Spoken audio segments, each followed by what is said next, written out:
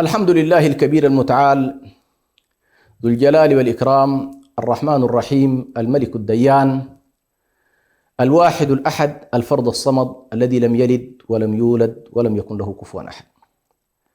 المشاهدون الأعزاء، السلام عليكم ورحمة الله وبركاته. وفي برنامج محكمات نواصل بإذن الله تبارك وتعالى في حلقات هذا البرنامج، ونتناول اليوم بإذن الله عز وجل قول الله تبارك وتعالى في الآية 22 من سورة البقرة، وهي ختام الآية: فلا تجعلوا لله أندادا وأنتم تعلمون. تحدثنا في الحلقة الماضية عن دلائل عبادة الله سبحانه وتعالى، وجواب أو الإجابة على سؤال لماذا نعبد الله سبحانه وتعالى، ولماذا استحق الله عز وجل العبادة، بأنه الخالق، أنه الرازق، أنه المحيي، أنه المميت، أنه هيأ لنا كافة أسباب البقاء على وجه هذه البسيطة، فلولاه جل جلاله لما كنا، ولولاه جل جلاله لما حيينا لحظة، ولولاه جل جلاله لما كانت منا حركة ولا سكون، فلا حول ولا قوة إلا بالله العلي العظيم. وختم الله تبارك وتعالى هذه المسألة كلها بقوله: فلا تجعلوا لله أندادا وأنتم تعلمون. هذه المسألة مهمة جدا، مسألة أن توحيد الله سبحانه وتعالى يقوم على كلمة، وهي كلمة لا إله إلا الله. لا إله إلا الله كلمة عرفتها العرب، مكونة من شقين: الشق الأول فيه النفي، والشق الآخر فيه الإثبات، وهو نفسه سبحان الله الذي لاحظناه في سورة الفاتحة: إياك نعبد وإياك نستعين، أي أننا لا نعبد سواك ونعبدك وحدك. لكن هنا نلاحظ أن الله سبحانه وتعالى بعد أن قال يا أيها الناس اعبدوا ربكم، خاطب الناس بالعبادة وأوجد دلائل العبادة لماذا نعبد الله سبحانه وتعالى، ختم هاتين الآيتين في سورة البقرة، الآية 21 والآية 22، بقوله: فلا تجعلوا لله أندادا وأنتم تعلمون.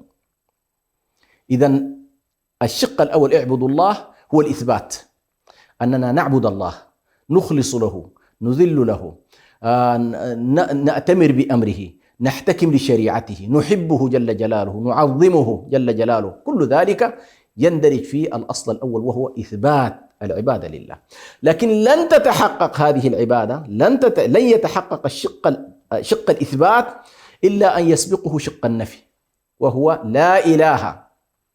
فالشق الأول أنك نفيت كل الآلهة التي تزاحم الله سبحانه وتعالى في هذا الحق اللي هو حق العبادة، أنت كفرت بها. الله عز وجل يقول: فمن يكفر بالطاغوت ويؤمن بالله فقد استمسك بالعروة الوثقى لا انفصام لها والله سميع عليم. إذن أنت تكفر ابتداء بكل ما سوى الله، تكفر بكل ما سوى الله سبحانه وتعالى ممن يزعم الألوهية، أو تجعل له الألوهية، أو تجعل له أي شكل مما هو حق لله تبارك وتعالى، سواء كان حق الخلق أو حق الأمر، لأن الله سبحانه وتعالى اختص بهذين الأمرين: ألا له الخلق والأمر. فالخالقية ارتبطت معها مباشرة الأمر، فمن خلق يأمر، ومن خلق يعبد، ومن لم يكن خالقا لا يستحق العبادة. ولذلك هنا الله سبحانه وتعالى بعد أن خاطبنا يا أيها الناس اعبدوا ربكم، وذكر لنا دلائل العبادة لماذا نعبد الله، مباشرة دخل في شق النفي: فلا تجعلوا لله أندادا وأنتم تعلمون. لا تجعلوا لله أندادا. هنا تلاحظ أن البشرية بطبيعة هذا الإنسان ومن خلال الواقع الذي نشاهده، فإن عبادة الله سبحانه وتعالى لم تأخذ المسار خطا مستقيما في تاريخ البشرية، بحيث إنها كلها اتفقت هذه البشرية على أن يعبد الله وحده. ولكن بعد الألفية الأولى، بعد آدم عليه السلام، ظهرت في هذه البشرية موضوع الإشراك بالله عز وجل، وظهرت حالة الأنداد مع قوم نوح الذين اتخذوا آلهة من دون الله سبحانه وتعالى. هذه الآلهة التي اتخذوها من دون الله سماها الله الأنداد، ونهانا عن اتخاذ الأنداد. والند في لغة العرب هو الشبيه أو المثيل أو النظير أو المشارك. ولا بد هنا أن تكون في نوع من المصادمة. فالله سبحانه وتعالى قال اعبدوني ولا تعبدوا غيري. عندما يأتي شخص يعمل مقاربة أو مماثلة أو مشاركة بين الله وبين أحد من خلقه أيا كان هذا الأحد، فإنه قد دخل في هذا النهي العظيم الذي يقول فيه فلا تجعلوا لله أندادا. وهل هنالك أنداد؟ نعم هنالك أنداد، لكن هل هؤلاء الأنداد الذين جعلهم الناس، لأنه بالجعل كانوا ليسوا حقيقة، جعلناهم هكذا، جعلتهم البشرية أنداد، لكن في حقيقتهم ليسوا أنداد. جعلتهم البشرية أرباب ولكنهم ليسوا أرباب في حقيقة الأمر.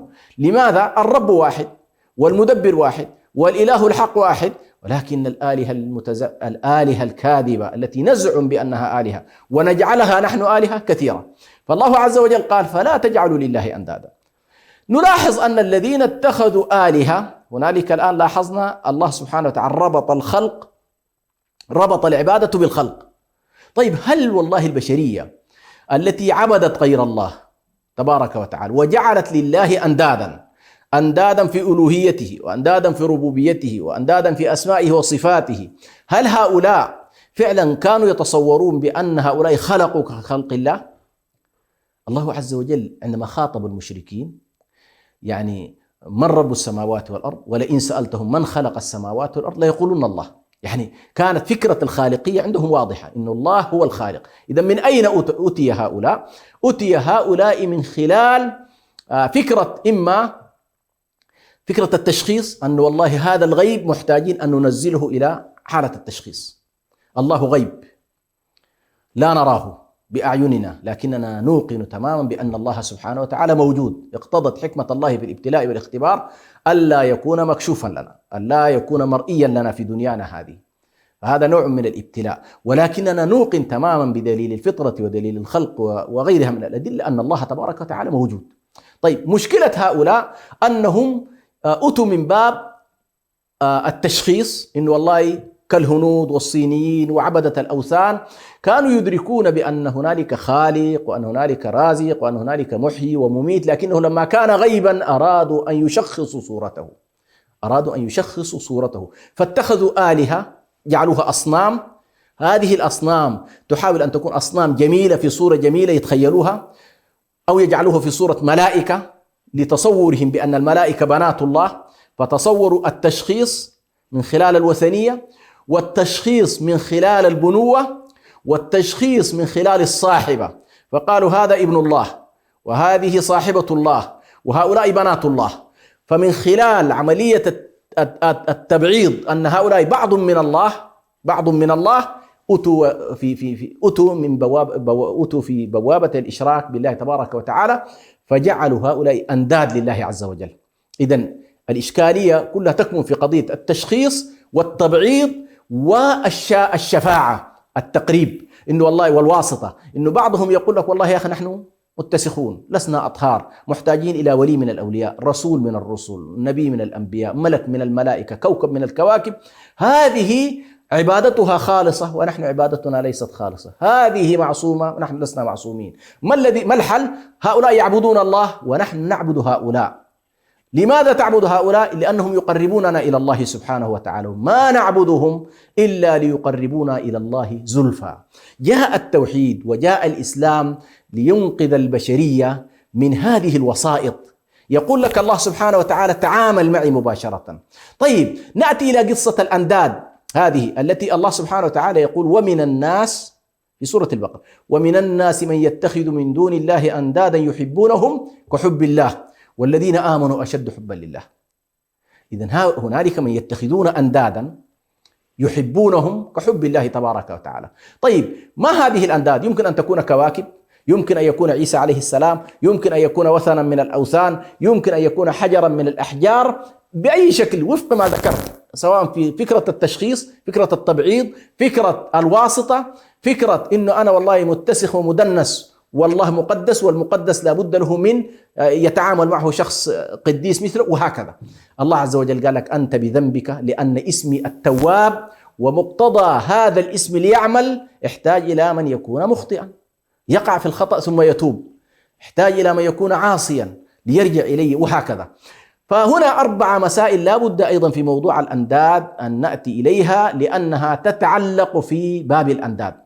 فهنالك من الناس من يتخذ ندا في المحبة، ومن الناس من يتخذ من دون الله أندادا يحبونهم كحب الله، بمعنى أن القلب يتعلق به حب عبادة وليس حبا طبيعيا. نحن جميعا الآن نحب أزواجنا ونحب أبناءنا ونحب المال ونحب كذا، لكن المتحدث عنه هنا هو الندية التي تصل بصاحبها مرتبة الشريك.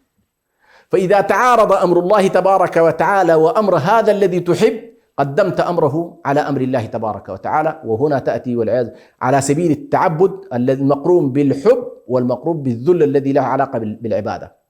إذن الندية في المحبة هذا باب عظيم جدا ويحتاج إلى كثير من التفصيل. النوع الثاني من أنواع الندية المنهي عنها فلا تجعلوا لله أندادا، الندية في الدعاء والنسك. بعض الناس يدعو الله سبحانه وتعالى، وبعض الناس والعياذ بالله لا يدعو الله مباشرة، إنما يرى قد يدعو غير الله بشكل مباشر، قد يدعو الكواكب، قد يدعو الأصنام، قد يدعو الأموات. هذا كله كفر بالله تبارك وتعالى مخرج من الملة.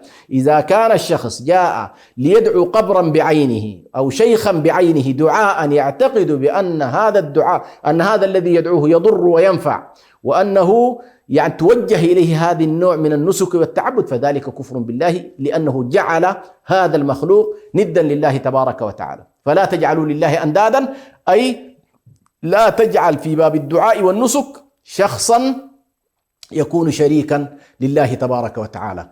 قال تعالى: إذا سألك عبادي عني فإني قريب أجيب دعوة الداعي إذا دعان فليستجيبوا لي وليؤمنوا بي لعلهم يرشدون. وقال ربكم ادعوني أستجب لكم.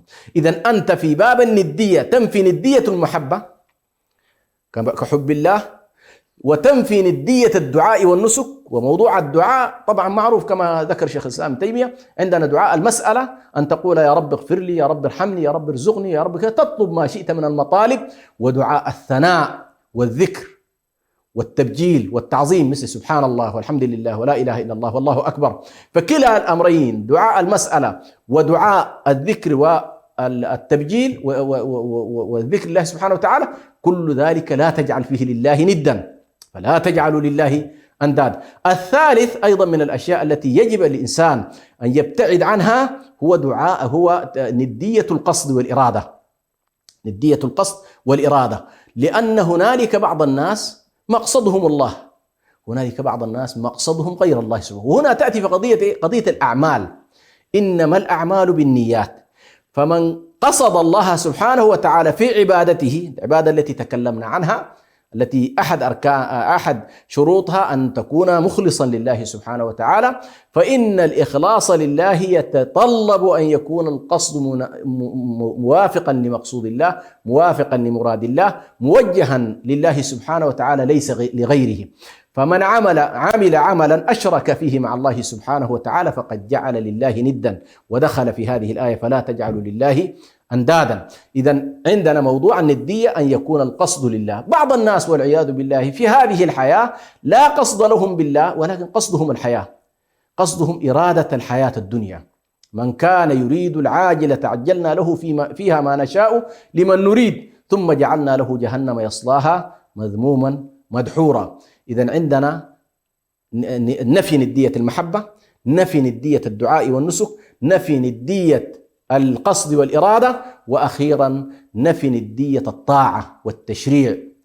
هذه من الأشياء المهمة جدا. للأسف الشديد الآن كثير من البشرية جعلت لله أندادا مشرعين، اللي هم من يعتمدون على ما يعرف الآن بالقوانين الوضعية والقوانين الطبيعية والعلوم والمعارف المعزولة عن الله تبارك وتعالى. كل ذلك ومسألة الطاعات بشكل عام، أي طاعة في مقابل أمر الله سبحانه وتعالى فقد جعلت لله ندا. والله عز وجل يقول لك لا تجعل لي ندا في التشريع ولا تجعل لي ندا في الطاعة. لذلك جاءت الشريعة لتحسم هذا الموضوع. إنما الطاعة في المعروف، لا طاعة لمخلوق في معصية الخالق. أطيعوا الله وأطيعوا الرسول. حتى لما جاءت قضية وأولي الأمر منكم ما أفردت مستقلة، ما جاءت مستقلة، ما قال الله تبارك وتعالى وأطيعوا الله وأطيعوا الرسول وأطيعوا أولي الأمر، لا، قال وأطيعوا الله وأطيعوا الرسول وأولي الأمر منكم. فأولي الأمر طاعتهم مرتبطة بطاعة الله وطاعة رسوله صلى الله عليه وسلم. إذن هذه هي مسألة الأنداد والمداخل التي يمكن أن يحصل بها الندية. ثم ختمت الآية بقوله فلا تجعلوا لله أندادا وأنتم تعلمون. لاحظ، وأنتم تعلمون، فيها توبيخ عظيم جدا. أثبت لهم العقل، أثبت لهم أنكم عقلاء، عندكم شيء من العلم، تعرفون أن الخالقية مرتبطة بالله، ليست مرتبطة بأحد سوى الله. فكون والله تعرفون وتعلمون ومع ذلك تشركون بالله وتخلون بشرط العبودية لله وتجعلون لله أندادا، فإن ذلك من أعظم أنواع الإثم التي يقع فيها الإنسان، وهو الإشراك بالله سبحانه وتعالى. فإذا كان قمة الطاعات وقمة المطلوبات وقمة العدل هو توحيد الله سبحانه وتعالى، فإن قمة الظلم وقمة البعد عن الله عز وجل أن تجعل لله ندا وهو خلقك. ونسأل الله سبحانه وتعالى أن يرزقنا الهدى والتقى والعفاف والغنى. والسلام عليكم ورحمة الله وبركاته.